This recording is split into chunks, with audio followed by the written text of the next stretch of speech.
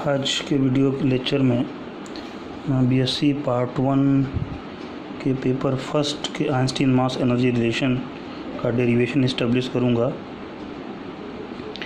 और इस रिलेशन को इस्टेब्लिश करने के लिए हम लोग मान लेते हैं कि हमारे पास कोई एक बॉडी है जो मूव कर रही है एक फोर्स के अंडर, और फोर्स के डायरेक्शन के अलॉन्ग मूव कर रही है विथ वेलोसिटी v, और किसी सर्टेन समय स्मॉल समय dt में इसका जो डिस्प्लेसमेंट है वो ds है।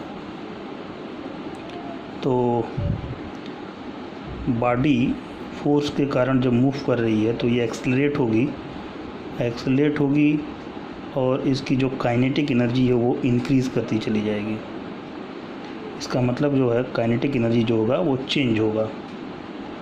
तो चेंज इन काइनेटिक एनर्जी हम लोग इवेलुएट करेंगे किसी स्मॉल समय dt में जब वो डिस्टेंस ट्रेवल कर रही है ds।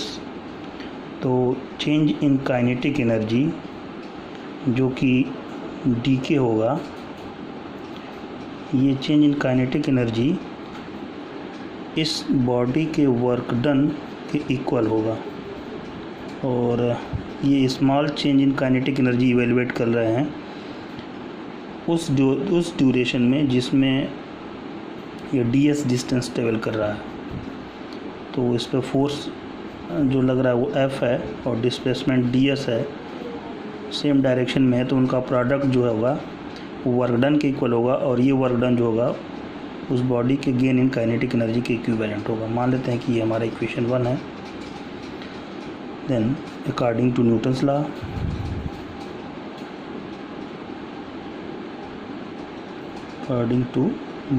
लॉ फोर्स को हम लोग डिफाइन कर सकते हैं as a rate of change of momentum, और ये इक्वल हो जाएगा हमारा मास इनटू वेलोसिटी। चूँकि ये हाईली वेलोसिटी तक इसको कंसीडर करेंगे, एक रिलेटिविस्टिक केस होगा। और जैसा कि रिलेटिविस्टिक केस में हम लोग जानते हैं कि मास और वेलोसिटी दोनों वेरी करता है, दोनों वेरिएबल है। सो दोनों वेरिएबल है तो इसको डिफरेंशिएट करेंगे तो हम इसको पाते हैं mdv/dt plus v into dm/dt। ये हो जाएगा हमारी इक्वेशन नंबर 2। इक्वेशन 2 से वैल्यू इक्वेशन 1 में पुट करेंगे। Now from equation 1 we have change in kinetic energy dk is equals to हो जाएगा ds का मल्टीप्लिकेशन होगा, f की वैल्यू सब्स्टिट्यूट होगी। तो हम इसको अरेंज करेंगे m into ds/dt into dv plus यहाँ पे हो जाएगा v into ds/dt into dm। ds/dt, ये जो ds डिस्टेंस है वो dt समय में ट्रेवल किया गया है, तो ds/dt इस वेलोसिटी के इक्वल हो जाएगा। यहाँ हम लोग लिख भी सकते हैं since ds/dt that will be equals to the velocity. So replace करेंगे तो हमें मिलेगा mv dv plus v square dm। This will be the change in kinetic energy v d square dm। इसको हम कंसीडर कर सकते हैं, that is the equation number 3। Now mass variation formula, now using mass variation formula we have, क्या मिलेगा हमको? मास variation formula होता है m equals to m0/√1 minus v²/c²। इसको हम ले सकते हैं m0 into 1 minus v²/c² raise to power -12। Differentiate करते हैं, partial dm equals to partially differentiate कर रहे हैं तो क्या मिलेगा, M not as a constant है 1/2 1 minus V square upon C square raise to power -3/2। ठीक है, इसके बाद क्या मिलेगा, इसमें v वेरिएबल होगा, सो -2v upon C square D.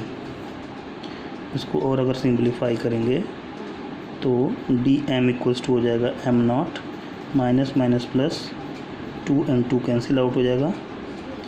सो फाइनली हमको मिलेगा क्या, M not V D V divided by हो जाएगा 1 minus V square upon C square raise to power 3/2। This will imply D M equals to M not को अगर यहाँ से replace करें तो ये एम नॉट रिप्लेस करेंगे तो हो जाएगा m into 1 minus V square upon C square power 1/2 V D V and divided by हो जाएगा 1 minus V square upon C square raise to power 3/2। यहाँ पे सी स्क्वायर का टर्म भी आएगा, छूट रहा है, सी स्क्वायर ये पूरा टर्म 3/2 से कैंसिल हो जाएगा। फाइनली हमको मिलेगा डी एम इक्वल्स टू हो जाएगा M V D V divided by C square से मल्टीप्लाई करेंगे तो C square minus V square M V D V C square से मल्टीप्लिकेशन करेंगे तो ये हो जाएगा हमारा पूरा टर्म। फाइनली क्रॉस मल्टीप्लिकेशन करेंगे तो C square D M minus V square D M that will equals to हो जाएगा M V D V. One more step, इसको अरेंज करेंगे तो हो जाएगा M V D V plus V square D M, then this will be equals to हो जाएगा C square D M. From equation 3 अगर ये टर्म हम लोग रिप्लेस करें तो ये टर्म और ये टर्म सेम है, सो इक्वेशन 3 से हमको फाइनली मिलेगा this will imply D K is equals to C square D M. यहाँ हम लिख सकते हैं from equation 3 this is the change in kinetic energy only in small duration D T. So total change in kinetic energy, total change in kinetic energy during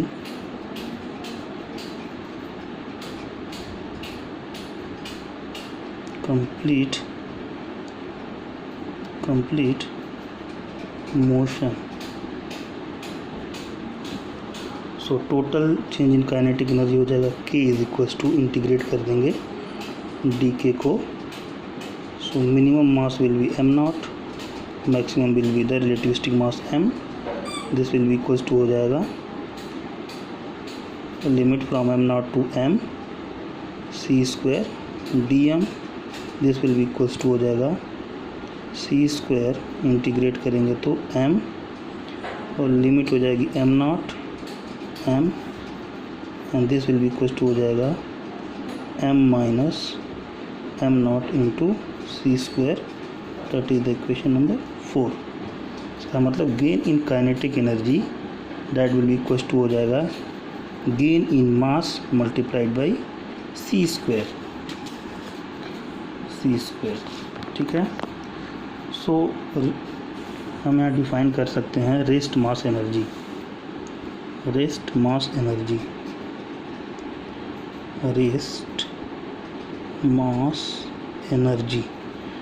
and it will be also equals to हो जाएगा rest mass that is M naught multiplied by C square, that will be the equation number 5।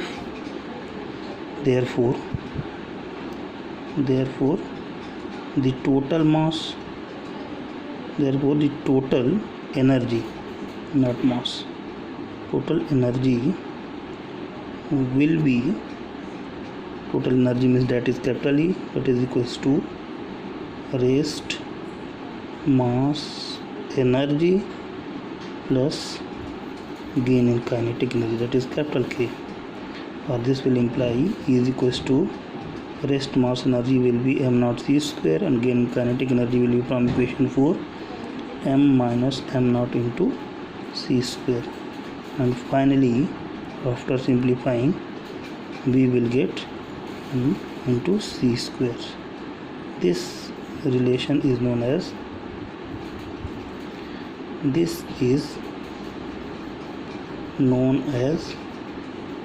Einstein's mass energy relation. Means we can completely convert into energy a body. Means if we have a body of mass small m, that will be completed equivalence to energy of E, and this E will be equals to m into c square. So thanks